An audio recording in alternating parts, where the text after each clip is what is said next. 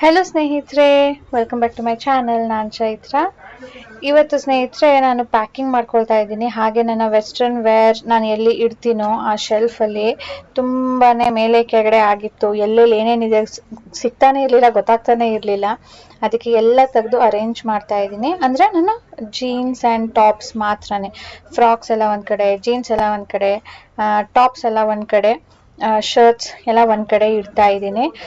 ಅದಾದ್ಮೇಲೆ ಇವತ್ತು ನೀವು ನೋಡ್ಬೋದು ಎಷ್ಟೊಂದೆಲ್ಲಾನು ಹರಡಿದ್ದೀನಿ ಬೆಡ್ ಮೇಲೆ ಅಂತ ಹೇಳಿ.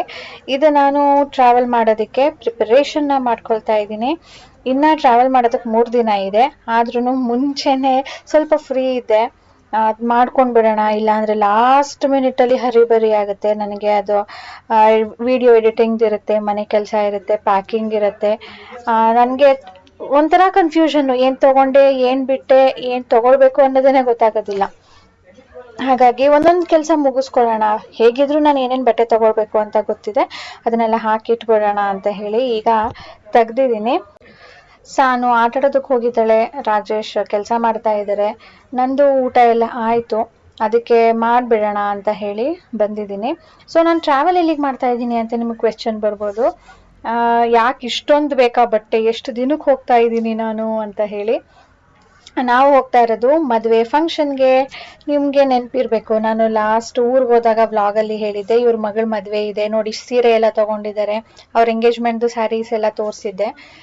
ಸೊ ಆ ಮದುವೆಗೆ ನಾವು ಹೋಗ್ತಾ ಇದ್ದೀವಿ. ಮದುವೆ ಇರೋದು ಮಿಡ್ ವೀಕಲ್ಲಿ, ಬಟ್ ಮುಂಚೆನೆ ಹೋಗ್ತಾ ಇದ್ದೀವಿ. ಅಲ್ಲಿ ಫಂಕ್ಷನ್ಸ್ಗಳೆಲ್ಲ ಇರುತ್ತಲ್ವಾ, ಆ ಫಂಕ್ಷನ್ಸ್ನೆಲ್ಲನೂ ಅಟೆಂಡ್ ಮಾಡೋಣ. ಆ್ಯಂಡ್ ಅಕ್ಕ ಅಂದರೆ ನಮ್ಗೆ ತುಂಬಾ ಕ್ಲೋಸ್. ರಾಜೇಶ್ಗೆ ಆ್ಯಕ್ಚುಲಿ ಕಸಿನ್ ಅವರು, ಅವರ ದೊಡ್ಡಮ್ಮನ ಮಗಳು. ಆದರೂ ಕೂಡ ತುಂಬಾ ಫ್ಯಾಮಿಲಿಗೆ ಕ್ಲೋಸ್ ಇರೋದ್ರಿಂದ ಅದು ನಮ್ಮ ಮನೆ ಮದುವೆ ಥರನೇ ನಾವು ಅಂದ್ಕೊಂಡು ಅಲ್ಲಿಗೆ ಹೋಗ್ತಾ ಇದ್ದೀವಿ. ಸೊ ನಾನೀಗ ಹೇಗೆಲ್ಲ ಪ್ಯಾಕ್ ಮಾಡ್ಕೊಳ್ತೀನಿ ಅಂತ ನಿಮಗೆ ತೋರಿಸ್ತೀನಿ. ಇಲ್ಲಿ ನೋಡ್ಬೋದು ನೀವು, ಒಂದು ಕವರ್ ಇಟ್ಟಿದ್ದೀನಿ ನೋಡಿ. ಈ ಕವರಲ್ಲಿ ನಾನು ಸಾನುಗೆ ಬಟ್ಟೆನ ತೆಗೆದಿಟ್ಟಿದ್ದೀನಿ. ಅಂದರೆ ಸುಮ್ಮನೆ ತೆಗೆದಿಟ್ಕೊಂಡಿದ್ದೀನಿ, ಯಾವ ಒಕೇಶನ್ಗೆ ಅಂತ ಏನು ನಾನು ಚೂಸ್ ಮಾಡಿಲ್ಲ. ಜಸ್ಟ್ ಇರಲಿ, ಅಲ್ಲಿ ಏನು ಒಕೇಶನ್ ಇರುತ್ತೋ ಅದಕ್ಕೆ ತಕ್ಕಂತೆ ಅದನ್ನು ಹಾಕೋಣ ಅಂತ ಹೇಳಿ. ಡೈಲಿ ಯೂಸ್ ಮಾಡೋದಕ್ಕೆ ಈ ಬಟ್ಟೆಗಳನ್ನ ನಾನು ಒಂದು ಕವರಲ್ಲಿ ಹಾಕಿಟ್ಟಿದ್ದೀನಿ. ಇನ್ನು ನಂದನ್ನ ನಾನು ಹೀಗೇನೆ ಮಾಡೋಣ ಅಂತ, ನಂದು ಡೈಲಿ ಏನು ಯೂಸ್ ಮಾಡ್ತೀನೋ ಅದನ್ನು ಒಂದು ಕಡೆ ಹಾಕೋಣ.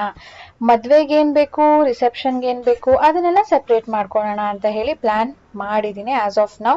ಸೊ ಈಗ ನಾನು ಸಾನುದಾಗಿದೆ, ನನ್ನ ಬಟ್ಟೆನ ನಾನು ಯಾವುದಾದ್ರು ತೊಗೊಳ್ಬೇಕು ಇಲ್ಲ ಅಂತ ನೋಡ್ತಾ ಇದ್ದೀನಿ.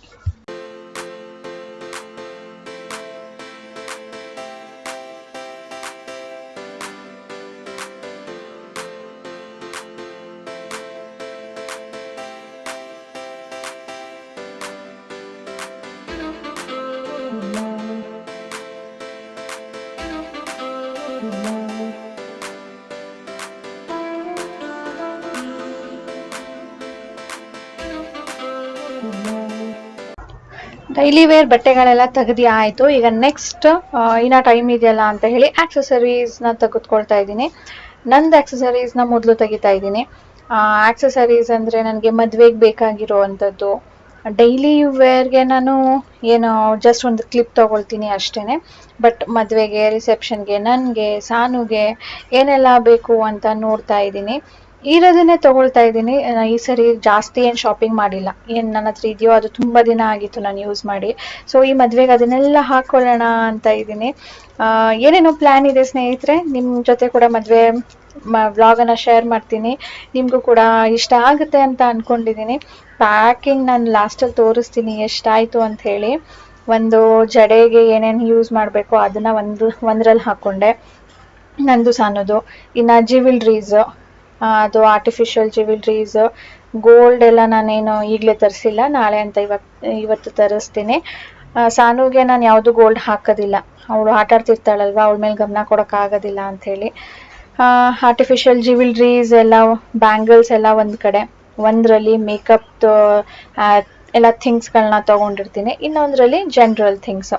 ಸಾನುಗೆ ಡೈಲಿ ವೇರ್ಗೆ ಬೇಕಾಗಿರುವಂಥ ಕ್ಲಿಪ್ಸ್, ಹೇರ್ ಬ್ಯಾಂಡ್ಸ್, ನಂದು ಕ್ರೀಮ್ಸು, ಡೈಲಿ ಸ್ಕಿನ್ ಕೇರ್ಗೆ ಅದನ್ನೆಲ್ಲ ಒಂದರಲ್ಲಿ ಹಾಕ್ಕೊಳ್ತೀನಿ. ಈಗ ಸ್ನೇಹಿತರೆ ನಾನು ಹೊರಗಡೆ ಹೋಗಿ ಬಂದೆ. ಈ ಸ್ಟ್ರಿಪ್ ಮುಗ್ದೋಗಿತ್ತು, ವ್ಯಾಕ್ಸ್ ಮಾಡ್ಕೊಳ್ಳೋಣ ಅಂಥೇಳಿ ಇದನ್ನು ತೊಗೊಂಡು ಬಂದೆ. ಇದ್ರ ಮೇಲೆ MRP ಎಷ್ಟಿದೆ ನೋಡಿ, ಅಷ್ಟೇ ತೊಗೊಳ್ತಾರೆ. ಬಟ್ ನಮ್ಮ ಮನೆ ಕಡೆ ಇದು, ಬೇರೆ ಕಡೆ ತೊಗೊಂಡ್ರೆ ಇದ್ರ ಮೇಲೆ ಕಡಿಮೆ ಅಂದರೂ ಒಂದು 10 ರೂಪೀಸ್ ಆದರೂ ಕಡಿಮೆ ಆಗುತ್ತೆ. ಬಟ್ ಏನು ಮಾಡೋಕ್ಕಾಗಲ್ಲ, ಅರ್ಜೆಂಟಿಗೆ ತೊಗೊಂಡೆ. ಇದು ಅಷ್ಟೇ 5 ರುಪೀಸ್ ಹೊರಗಡೆ, ಬಟ್ ಇಲ್ಲಿ 10 ರುಪೀಸ್. ಇದು ಎರಡಕ್ಕೆ 65 ಹಂಪು ಈ ಥರದ್ದು ಇರಲಿಲ್ಲ, ಸೊ ಇದನ್ನು ತೊಗೊಂಡೆ. ಇನ್ನು ಬಳೆ. ಈಗ ಸ್ನೇಹಿತರೆ ಅಡುಗೆಗೆ ರೆಡಿ ಮಾಡೋಣ ಅಂತ ಬಂದಿದ್ದೀನಿ. ರೆಸ್ಟಿಂಗ್ ಆಯಿತು, ವಾಷಿಂಗ್ ಆಯಿತು. ಇದು ನಾನು ಡೀಟೇಲ್ ವಿಡಿಯೋ ಮಾಡಿದ್ದೀನಿ, ಬಟ್ ಸ್ಟಿಲ್ ನೀವು ನೋಡಿಲ್ಲ ಅಂದರೆ ಇವತ್ತು ಬ್ರೀಫಾಗಿ ತೋರಿಸ್ತೀನಿ. ಇದು ನಾನು ಹಾಲಿಂದ ತೆಗೆದಿಟ್ಟಿರೋ ಅಂಥ ಕೆನೆ, ಹಾಲು ಮೇಲೆ ಕೆನೆ ಬರುತ್ತಲ್ವ ಆ ಕೆನೆ. ಇದು ಸುಮಾರು 20 ದಿನದ್ದು ಅಂತ ಹೇಳ್ಬೋದು, ಇಷ್ಟು ಕೆನೆ. ಇದಕ್ಕೆ ನಾನೀಗ 2ರಿಂದ 3 ಗ್ಲಾಸಷ್ಟು ನೀರು ಬೇಕಾಗುತ್ತೆ ಇದಕ್ಕೆ. ಯಾಕಂದರೆ ತುಂಬ ಕೆನೆ ಇದೆ ಅಲ್ವಾ, ತುಂಬ ಗಟ್ಟಿ ಇರುತ್ತೆ, ತೆಳ್ಳ ಆದಾಗ ಮಾತ್ರನೇ ಬೆಣ್ಣೆ ಬರೋದು. ಓಕೆ, ನಾನೀಗ ಇದನ್ನು ಕ್ರೀಮ್ ಮಾಡ್ಕೊಳ್ತೀನಿ. ಇಲ್ಲಿ ನೋಡ್ಬೋದು ಸ್ನೇಹಿತರೆ ಆಲ್ರೆಡಿ ಹೇಗೆ ಬೆಣ್ಣೆ ಬಿಟ್ಟಿದೆ ಅಂತ ಹೇಳಿ. ಸೊ ಇದಕ್ಕಿಂತ ಸ್ವಲ್ಪ ನೀರು ಹಾಕ್ಕೊಳ್ತೀನಿ. ಹಾಕೊಳ್ಳೋ ಮುಂಚೆ ಅಲ್ಲಿರೋ ಅಂಥ ಮಜ್ಜಿಗೆನ ತೆಗೆದುಕೊಳ್ತೀನಿ, ಇಲ್ಲಾಂದರೆ ತುಂಬ ನೀರು ಹಿಡಿಸುತ್ತೆ.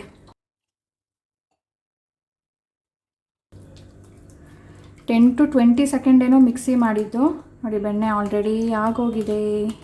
ಇದಕ್ಕೆ ನಾನು ಚಿಲ್ಡ್ ವಾಟರ್ ಹಾಕ್ಕೊಳ್ತೀನಿ. ಈ ಥರ ಮಾಡೋದ್ರಿಂದ ಇದೊಂಥರ ಬೇಸಿಗೆಗೆ ಬಿಸಿ ಆಗಿಬಿಟ್ಟಿರುತ್ತಲ್ವ, ಒಂಥರ ಇದು ನೋಡಿ ಒಂಥರ ಕ್ರೀಮ್ ಥರ ಕಾಣ್ತಾ ಇದೆ.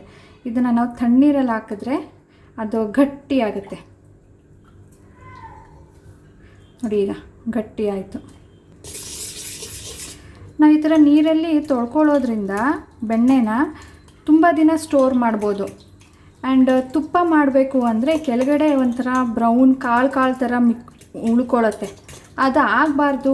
ಆ ಥರ ವೇಸ್ಟ್ ಆಗುತ್ತೆ, ಆ ಥರ ತುಂಬ ವೇಸ್ಟ್ ಆಗ್ತಾಯಿದೆ ಅನ್ನೋ ಹಾಗಿದ್ರೆ ಈ ಥರ ನೀವು 1-2 ಸಾರಿ ನೀರಲ್ಲಿ ಚೆನ್ನಾಗಿ ತೊಳ್ಕೊಂಡು ಆಮೇಲೆ ತುಪ್ಪ ಮಾಡೋದ್ರಿಂದ ಆ ಕಾಳುಗಳು ಕಡಿಮೆ ಬರುತ್ತೆ. ಲಾಸ್ಟಲ್ಲಿ ಏನು ಉಳಿಯುತ್ತಲ್ವ ಅದು ಸ್ವಲ್ಪ ಕಡಿಮೆ ಆಗುತ್ತೆ.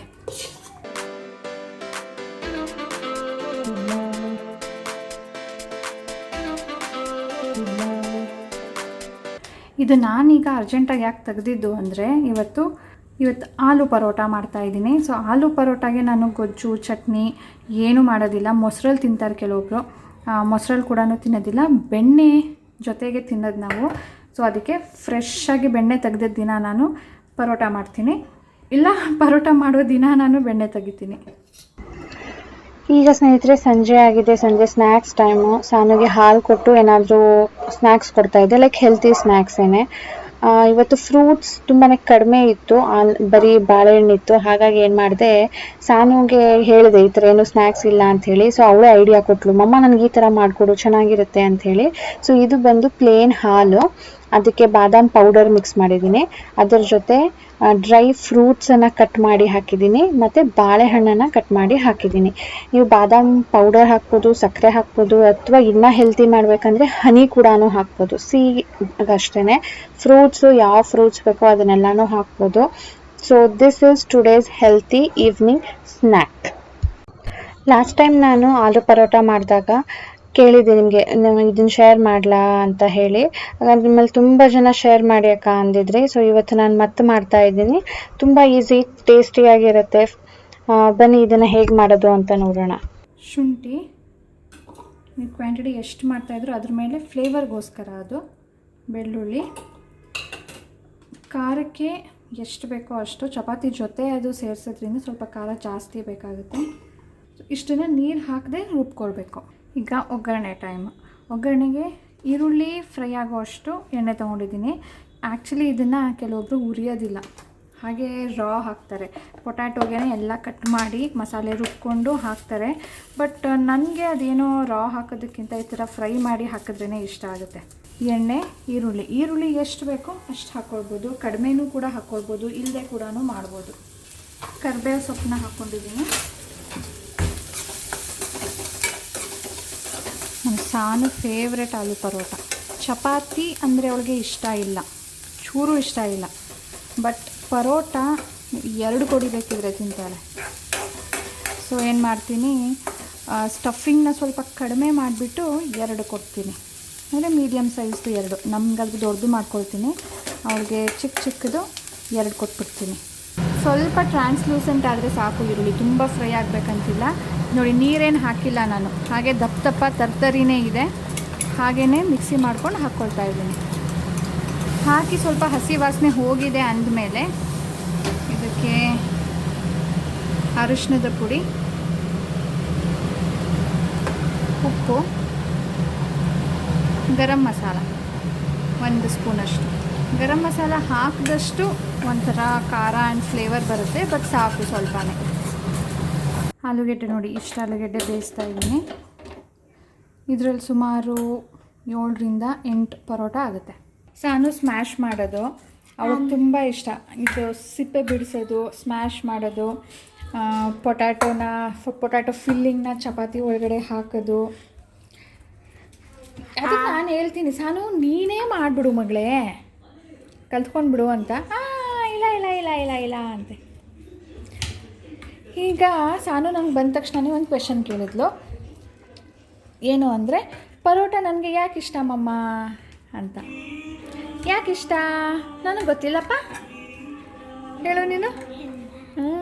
ಯಾಕಂದ್ರೆ ಅಮ್ಮ ಅದ್ರ ಜೊತೆ ಬಟರ್ ಕೊಡ್ತಾರೆ. ಸಾನುಗೆ ಬಟರ್ ಅಂದರೆ ತುಂಬ ಇಷ್ಟ, ಅದಕ್ಕೆ ಪರೋಟ ಅಂದರೂ ಇಷ್ಟ.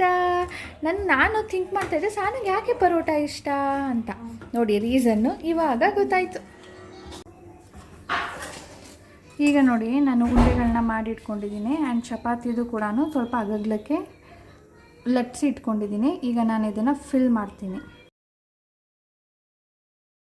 ಈ ಥರ ಫಿಲ್ ಮಾಡಾದ್ಮೇಲೆ next important thing is spread ಮಾಡೋದು. ಒಳಗಡೆ ಇರೋವಂಥ ಫಿಲ್ಲಿಂಗು ಎಲ್ಲ ಕಡೆಯೂ ಈವನ್ ಆಗಿ ಸ್ಪ್ರೆಡ್ ಆಗೋ ರೀತಿಯಲ್ಲಿ ಈ ಥರ ಮಾಡಿಕೊಡ್ಬೇಕು. ಇದೇ ಥರ ನಾನು ಎಲ್ಲ ಫಿಲ್ಲಿಂಗ್ಸು ಮಾಡ್ಕೊಳ್ತೀನಿ.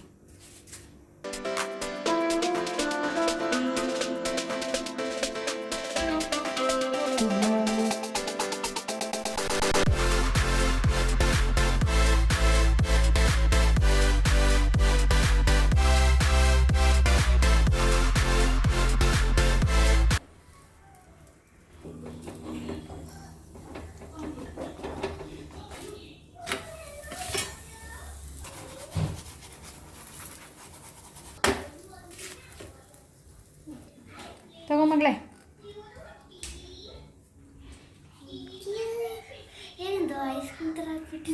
ಬಿಸಿ ಇದೆ ಅಲ್ವಾ, ಅದಕ್ಕೆ ಕರಗೋಗ್ತಾ ಇದೆ. ಎಲ್ಲ ಕಡೆ ಹಚ್ಕೊಂಡು ತಿನ್ನು. ಎಂಜಾಯ್.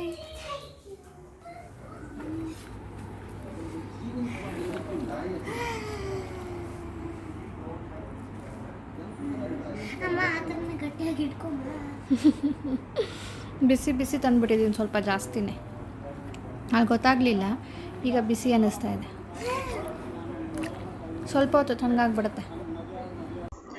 ಬೆಳಿಗ್ಗೆಯಿಂದ ನಿಂತ್ಕೊಂಡು ಸ್ನೇಹಿತರೆ ಕಾಲು ನೋವಾಗಿತ್ತು. ಆ್ಯಂಡ್ ಊರಿಗೆ ಹೋದರೆ ನನಗೆ ಕಾಲು ಬಗ್ಗೆ ಸ್ವಲ್ಪನೂ ಕೇರ್ ಮಾಡೋಕ್ಕಾಗಲ್ಲ. ನಾನು ಕ್ರೀಮ್ ಹಚ್ಕೊಳ್ಳೋದಕ್ಕೂ ಟೈಮ್ ಇರೋದಿಲ್ಲ, ಅದಕ್ಕೆ ನಾನು ಪೆಡಿಕ್ಯೂರ್ ಮಾಡ್ಕೊಳ್ತಾ ಇದ್ದೀನಿ. ಅದ್ರ ಜೊತೆ ಸಾನು ಕೂಡ ಯಾವಾಗಲೂ ಕಾಲು ಇಡ್ತಾಳೆ, ಅವ್ಳಿಗೂ ಒಂಥರ ಖುಷಿ. ಸೊ ಸ್ನೇಹಿತರೆ, ಇವತ್ತಿನ ವ್ಲಾಗ್ ಇಲ್ಲಿಗೆ ಎಂಡ್ ಮಾಡ್ತೀನಿ. ಇನ್ನು ಪ್ರಿಪ್ರೇಷನ್ ತುಂಬ ಬಾಕಿ ಇದೆ. ಸಿಗೋಣ ಮುಂದಿನ ವೀಡಿಯೋಲಿ. ನಿಮ್ಗೆ ಇವತ್ತಿನ ವ್ಲಾಗ್ ಇಷ್ಟ ಆಗಿದ್ರೆ please do like, share and without subscribing ನೋಡ್ತಾ ಇದ್ದರೆ ಪ್ಲೀಸ್ ಸಬ್ಸ್ಕ್ರೈಬ್ ಮಾಡಿ, ಬೆಲ್ ಬಟನ್ ಕ್ಲಿಕ್ ಮಾಡಿ. ಸಿಗೋಣ ಮುಂದಿನ ವೀಡಿಯೋಲಿ. ಬಾಯ್ ಬಾಯ್ ಸ್ನೇಹಿತರೆ.